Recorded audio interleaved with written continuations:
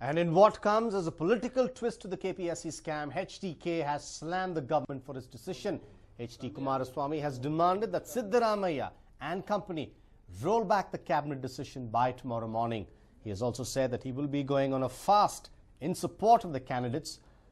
And BJP leader and former Home Minister R. Ashok visited the protesting candidates at Freedom Park.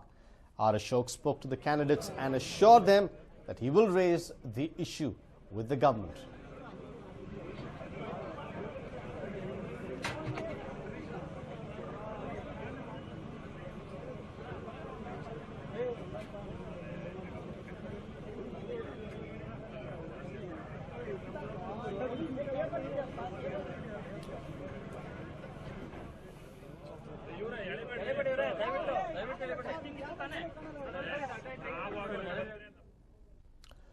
Moving on, corrupt government officials received a blow on the eve of Varamahalakshmi Puja. Lokayukta sleuths today conducted raids across the state. Here's a report. Bengaluru. The raids were headed by Lokayukta SP Mahesh. Their first target was a State Crime Records Bureau Inspector Srinivas Reddy, a resident of HSR layout. They also raided Srinivas Reddy's brother Tippayya's house. Officials seized various documents and will carry out investigations. Their next target was Siddaramaiah, Assistant Commissioner of Police, Halusur Gate Subdivision. The officials conducted raids on his house as well as the house of his close aide. Lokayukta officials have seized assets worth 1,52,000 rupees from Siddaramaiah. Well, this is our residence in the background that you see of Kalavati. This is one of the close acquaintances of ACP Siddaramaiah. ACP Siddaramaiah of Halusur Gate is being raided by the Lokayukta authorities in connection with amassing wealth beyond his known sources of income. This is the house that you see. This is in Yeshwanthpur's Subedar Palya, second cross.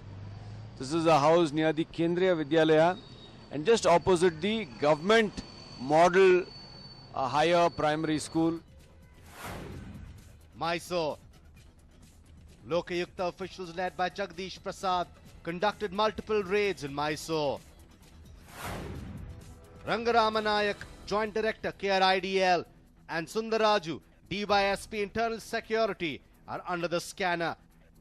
The Lokayukta officials seized disproportionate wealth and property papers from the above officials. Mandya. The raid was led by SP Narayan Swamy. The target was BESCOM Vigilance Squad official Puttaswamy's residence in Gandhinagar. Shimoga. DCC bank manager Shobha, who was under the scanner after a 100 crore rupees scam, was today visited by the Lokayukta sleuths. The Lokayukta, headed by DYSP Nagaraj, raided Shobha's Kumsi residence.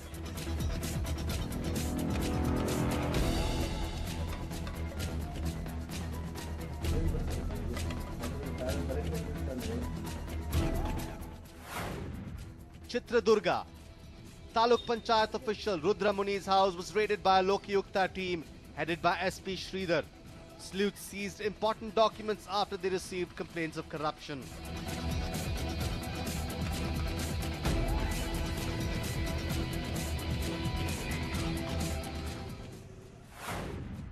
Bellary. Lokayukta officials headed by SP Sridhar conducted raids on two residences in Bellary district. Zilla Panchayat Engineering Subdivision FTA officer Sheikh Shavali and Labour Department FTA official Niranjana Murthy were under the scanner. Officials raided their houses and offices and also the houses of relatives of these officials. Hubli. The Lokayukta sleuths led by SP K. Parshuram raided Chief Engineer of Upper Tunga Project Andana Gowda's house. They also raided 5 other houses that belonged to him.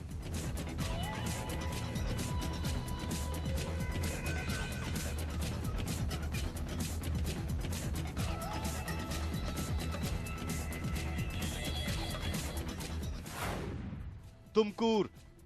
Rural Inspector Hanumanta Rayappa received a visit from the Lokayukta officials. 13 officers, among them 5 police officers, that is 2 deputy superintendent of police, 2 inspectors, 1 sub-inspector, and 42 places of properties were searched and 24 crores of disproportionate assets were found.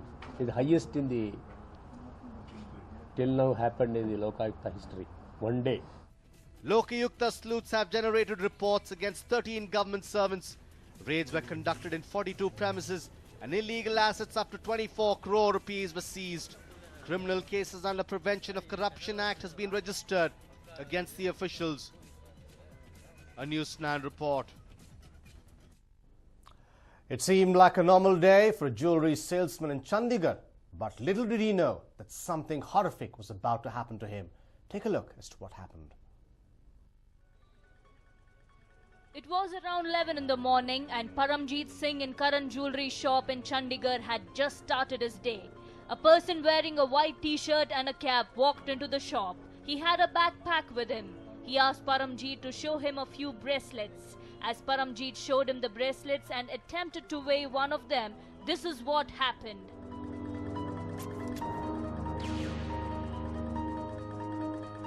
Yes, the man took out a .32 country-made pistol and aimed it at the salesman's head.